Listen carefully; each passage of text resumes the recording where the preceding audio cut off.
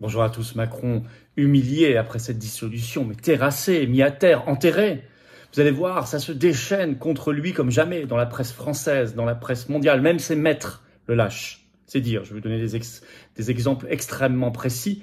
Mais alors attention, la bête à terre est dangereuse parce que connaissant sa psychologie, connaissant son vieux projet qui est de détruire la France, Macron est capable de tout. La guerre, les pleins pouvoirs et l'article 16, la destruction de la France. Il faut le neutraliser, le bloquer. Et c'est possible. On va y revenir dans un instant. En tout cas, sa fin de règne est encore pire que ceux qui ont connu la fin de règne dans les années 93, 94, 95 de Mitterrand, quand il était d'ailleurs en cohabitation, où c'était crépusculaire. Mais là, on est une étape encore plus loin.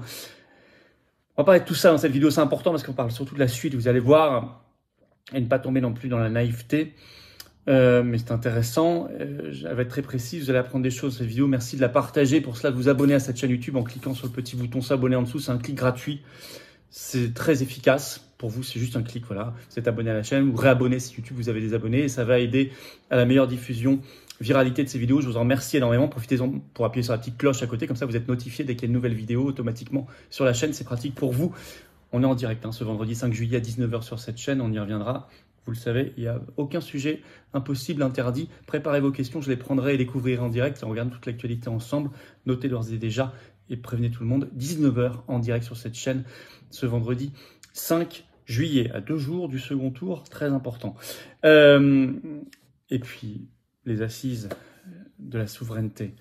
Possibilité de nous dire si vous êtes intéressé de venir. On vous précisera, ce sera en septembre, lieu et horaire précisément quand on saura, parce qu'on organise en ce moment. Il y a beaucoup de gens qui répondent favorablement à l'invitation. Le dernier en date, c'est Tom Benoît, que vous avez découvert sur ma chaîne hier pour certains, qui est remarquable et qui sera aux assises. Puis tant d'autres, on en lance les invitations à toutes les formations politiques souverainistes, UPR, via la Voix du Peuple, Solidarité, Progrès, DLF, Mouvement des politiques citoyens, le Cercle Aristote, les personnalités, enfin, les invitations vont partir.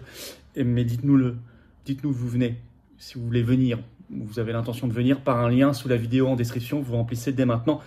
Merci beaucoup. Je vous attends, vous le savez, aux patriotes. J'ai besoin de vous.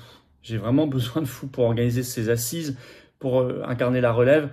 Nous, on ne peut pas y arriver seul, et moi, je ne peux pas y arriver sans vous. Donc, je vous demande de bien vouloir adhérer dès maintenant si vous avez l'intention de le faire. Ne remettez pas à demain.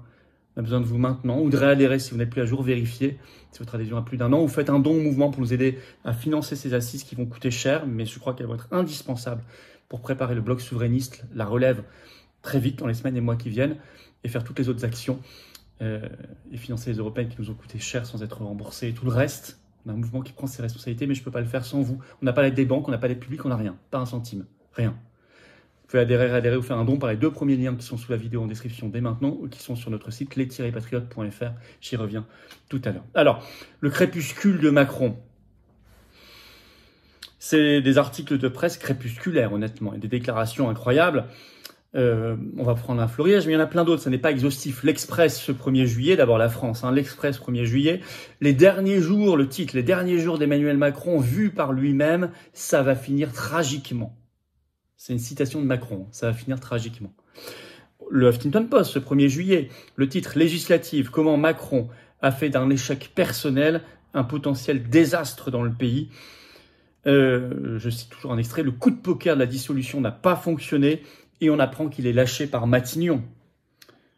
Je vais vous citer un petit extrait. Convaincu de détenir la clé pour inverser la tendance, le locataire de l'Élysée a déployé de nombreux efforts pour éviter l'échec annoncé. Il a par exemple défendu sa vision européenne dans un discours de plus de 2 heures à la Sorbonne, on s'en souvient, avant de s'offrir un meeting de campagne à Dresde en Allemagne. Sans parler de ses nombreuses interventions dans la presse, jusqu'au bout, Macron pensait qu'on allait faire entre 20 et 22% aux européennes. Ils ont fait 15. Et avec une candidate envoyée au carton, confirme l'entourage de Gabriel Attal quelques semaines plus tard. Il croyait avoir renversé la vapeur en s'étant impliqué. C'est dire le niveau de déni. Fin de citation. Et le Huffington Post rajoute cruel. Donc il est lâché par Matignon. Il est même lâché par ses maîtres. Et pas n'importe lequel, on parle d'Alain Minc. C'est dans l'Express ce 1er juillet. Une longue interview d'Alain Minc, vous allez voir, c'est d'une violence. Le titre, Alain Minc sur Macron. Il y a des erreurs historiques personnelles, celle-là, pardonnable, celle-là ne l'est pas. Elle n'est pas pardonnable. Je vais vous citer un petit extrait d'Alain Minc. Il a soutenu Emmanuel Macron sans ambiguïté quand il a été élu président de la République. Plus dure sera la chute. Aujourd'hui, Minc ne décolère pas contre la dissolution, qui installe le RN comme premier parti de France et qui jette son ombre sur toute l'aventure macronienne. Comme dans les drames shakespeariens, la fin efface le reste. Je cite donc ce que répond Minc dans cette interview. Quand un homme que l'on suppose intelligent et qu'il est prend une décision d'une absolue bêtise, c'est que la dimension psychologique a pris le pas sur la réflexion et la raison. Emmanuel Macron est parmi les dirigeants des dernières décennies celui pour lequel la psychologie personnelle est la plus déterminante. Cette dissolution est le résultat d'un narcissisme poussé à un état presque pathologique, ce qui conduit au déni du réel. Donc il le traite en fait quasiment de dément. On en est là. C'est un de ses maîtres, Minc. Bon. Ses ministres aussi, on parlait tout à l'heure de Matignon, et ses ministres, ils ont raconté dans le Télégramme ce 2 juillet, la réunion lunaire qui a eu lieu le lendemain du premier tour des législatives, donc le 1er juillet, autour de Macron à l'Élysée. Écoutez ça. La scène était proprement surréelle. Je cite, c'est comme s'il n'avait pas compris qu'il avait perdu, pas compris qu'à cause de lui, la Macronie n'existe plus, pas compris que désormais il inspire de la rage à ceux qui le soutenaient, pas compris que sa parole ne vaut plus rien, pas compris qu'il est complètement dévitalisé politiquement. Ça, c'est entre guillemets, c'est une citation. S'emporte un membre du gouvernement qui se trouvait là autour de la table et qui jusque-là avait pour l'habitude de tenir devant les journalistes des propos gentiment légitimistes. Lundi soir, ils étaient intarissables d'indignation. Bientôt, vous verrez, ce genre de choses se diront sans avoir besoin de se cacher derrière l'anonymat. Prédit le même, la parole s'est libérée chez les macronistes qui en ont ras-le-bol de Macron. Nous aussi, on a droit à notre MeToo. Alors, et quant au point, ce 1er juillet, il le crucifie dans son édito. Écoutez ça. Un homme en blouson cuir, basket noire, jean, casquette et lunettes de soleil, façon vedette se promenant incognito. Vous avez vu ces images incroyables, hein. Arpente les trottoirs du Touquet ce week-end d'élections législatives. Mais ses nombreux gardes du corps le font repérer de loin. Cet homme, c'est Macron. Ce président qui, par dépit narcissique, au soir de sa déroute aux européennes, a fait un caprice et mené son pays au bord du précipice.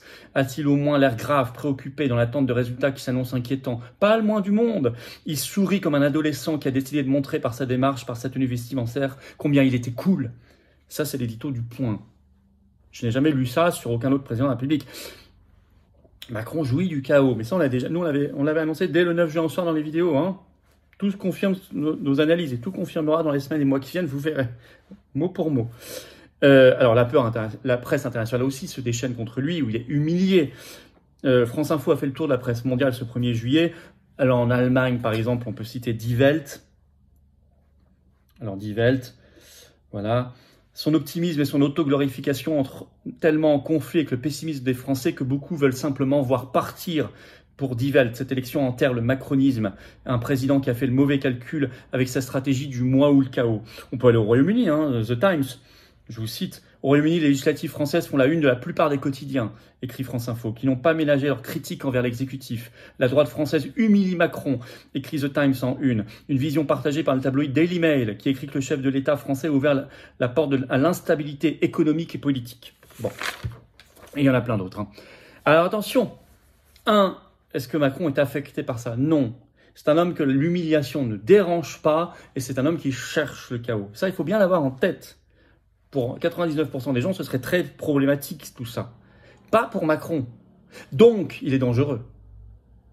Pour deux raisons. Sa psychologie, son narcissisme qui a été très bien cité, son côté dérangé, mais aussi son projet. Attention, il y a une cohérence chez Macron. Aussi bien avant, quand il est secrétaire général adjoint de l'Élysée sous Hollande, puis ministre, président de la République, bien sûr, c'est un projet très ancien de destruction de la France. Ce chaos total, il est confirmé par le Parisien, 1er juillet, dernier extrait que je vous cite. Alors là, je vous cite, je vous ai réservé le meilleur pour la fin. Écoutez bien, c'est le Parisien, 1er juillet. Un conseiller de l'exécutif confirme l'atmosphère ambiante au sommet de l'État. Plus personne n'en a rien à foutre. Je cite, hein. On est livré à nous-mêmes, c'est le bordel. Déplore de son côté une députée sortante du bloc macroniste toujours en lice. À l'Élysée, Macron est apparu stoïque et épuisé. Ce lundi, face aux membres du gouvernement, confie un participant aux Parisiens. Plus rien ne tient, plus de chef, plus de doctrine, achève un autre conseiller du pouvoir. L'heure est grave en Macronie, conclut le Parisien. Ça devait finir comme ça. C'est du rarement vu, c'est du jamais vu, mais ça devait finir comme ça. Quand je vous dis pire que les dernières années de Mitterrand, pour ceux qui se souviennent ou ceux qui ont lu des choses là-dessus, s'ils ne l'ont pas vécu, vous le comprenez, vous le constatez. Ça devait finir comme ça. C'est un homme qui veut faire le chaos partout autour de lui. Alors les scénarios de suite, il y a 3 choses à noter. 1, il fera de la tambouille politicienne. Et ça a commencé. Et j'en avais parlé dans ma vidéo le lendemain du premier tour, du 1er juillet, en disant il n'y a que 3 possibilités aujourd'hui. Il y a 2 scénarios impossibles. C'est les macronistes en majorité absolue, ça n'est plus possible. Et le nouveau Front populaire en majorité absolue, ça n'est plus possible. Il en restait 3, j'ai dit pas de majorité. Majorité technique de tambouille politicienne et majorité absolue RN. La tambouille, ils essaient de s'orienter vers cela. Le Point l'a écrit dans un article du 1er juillet, le titre « Législative entre Macron et la gauche comme un parfum de tambouille ». Ils reprennent même mon terme, comme un parfum de tambouille. Je cite, le président n'exclut pas de toper avec le NFP, hors LFI, avec, donc il mettrait de LFI de côté, avec à point, donc PS, Vert, tout ce que j'avais dit, avec à point si besoin du groupe Lyotte et de quelques les Républicains. Voilà, donc ça c'est la première des choses. Il va essayer de s'en sortir comme ça. La deuxième chose, cet homme-là, moi je le dis et je le redis et j'assume, et la rumeur n'était pas venue de nulle part, était sortie sur Europe 1, est parfaitement capable de déclencher l'article 16 de la Constitution pour prendre les pleins pouvoirs.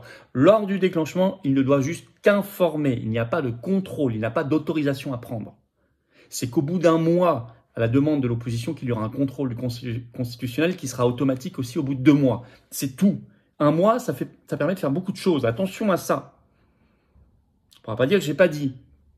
Je n'ai pas dit que ça va se faire automatiquement. J'ai dit que c'est une possibilité, vu le projet macroniste au long cours, vu son attrait pour le chaos et vu sa psychologie personnelle, qui est totalement dans le champ du possible. Deuxièmement, la guerre. Attention. Vous avez vu le bruit médiatique depuis quelques heures où on dit qu'il y a une terrible ingérence russe dans ces élections législatives françaises, comme il y en aura pour créer soi-disant le chaos au JO peut-être, comme il y en avait déjà pour Trump, les gilets jaunes, les manifs anti-pass, enfin tout quoi. Tout peut justifier la guerre contre la Russie, tout. Et cet homme peut essayer de s'en sortir comme ça, par le chaos de la guerre. C'est pour ça que je dis la première urgence. Moi, j'attends pas grand-chose du prochain gouvernement, quel qu'il soit. Je vous le dis clairement, je pense qu'il sera de toute façon, enfin c'est pas que je pense, c'est que c'est certain, il sera soumis à l'Union européenne et à l'OTAN et à l'OMS et tout ce que vous voulez. Ça, c'est certain. Après, on verra s'il y a des évolutions plus tard. Et de toute façon, nous devons préparer la relève et on est en train de la préparer. Donc, c'est pas ça que j'attends. Dans ce que j'attends tout de suite, c'est la nouvelle Assemblée. Alors, on aura la possibilité, beaucoup plus qu'avant encore, c'est de destituer Macron par l'article 68 de la Constitution. C'est encore plus impérieux et nécessaire, vu l'état de faiblesse de Macron qui peut le rendre encore plus dangereux. Je le dis et le redis. Nous devons incarner la relève et rompre totalement avec la tambouille et l'instabilité. Ça suppose la constitution d'un camp politique radicalement anti-système par rapport à Macron et son écosystème euro-mondialiste. C'est la définition des patriotes, c'est la définition du bloc souverainiste rassemblé. C'est la définition de tout notre agenda des jours, semaines et mois qui viennent, d'aller partout sur le terrain avec ces universités d'éducation populaire, thème, par rencontre, pour développer le programme, vous ouvrir les cahiers pour y participer dans les ateliers.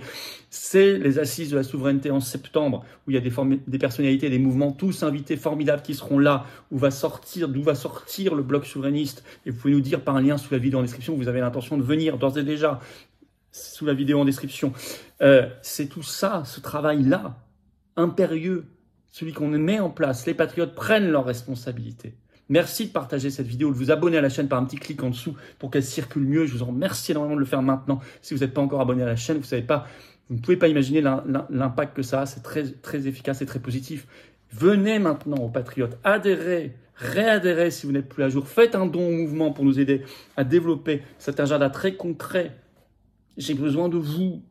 On ne peut pas y arriver seul, mais ensemble, qu'est-ce qu'on peut faire ? On peut déplacer des montagnes pour nous, nos enfants, nos petits-enfants quand même, pour notre France belle, éternelle, libre, et notre humanité, pour nos belles valeurs de liberté, de paix, de dignité, de sécurité, de prospérité. C'est ça l'avenir. Mais on le fera pas dans des années, on le fera dans les jours, les semaines et les mois qui viennent. C'est pour ça que vous venez dès maintenant. C'est enthousiasmant. Et on voit exactement ce qu'il faut faire. C'est ça qui est bien. C'est qu'il y a un cap très clair. Le patriote, il y en a un. Et il est concret. Et on le fait dans le rassemblement. Vous avez tout le cocktail pour nous rejoindre. Et je vous attends vraiment. Et vous serez bien accueillis. Et vous serez formidablement accueillis dans cette belle famille, au vrai sens du terme. Et vous serez mis en relation avec des gens qui pensent comme vous près de chez vous si vous adhérez ou réadhérez. Faites un don, vous nous aidez à faire plus d'actions au quotidien. Parce qu'on n'a pas d'aide des banques, pas un centime, pas d'aide de l'État, pas un centime. Nous, rien. Mais on fait. Ça coûte. Adhérer, réadhérer, pour le faire, c'est le premier lien sous la vidéo en description. Ce lien est également en commentaire épinglé, une petite fiche sur l'écran maintenant et dans quelques secondes, un lien sur l'écran. Faire un don mouvement, c'est le deuxième lien sous la vidéo en description. Ces liens sont également sur notre site, bien sûr, tout le temps, les-patriotes.fr, facilement accessible. Tout est défiscalisé aux 2/3 de vos impôts. Je vous le dis, il redit, parce que j'aimerais que vous en profitiez. Donnez pas votre argent au fisc de Macron. Donnez-le à la résistance qui en fait des choses et qui en a besoin. 2/3 de défiscalisation, ça veut dire que vous baissez concrètement vos impôts en adhérant, réadhérant ou donnant aux patriotes, au mouvement. Vous mettez 60 €, ça enlève 40 €. Vous mettez 6 000, ça enlève 4 000. Vous mettez 6, ça enlève 4 €, etc. Bravo aux donateurs, aux réadhérents, bienvenue. Aux nouveaux adhérents patriotes. Vive la France!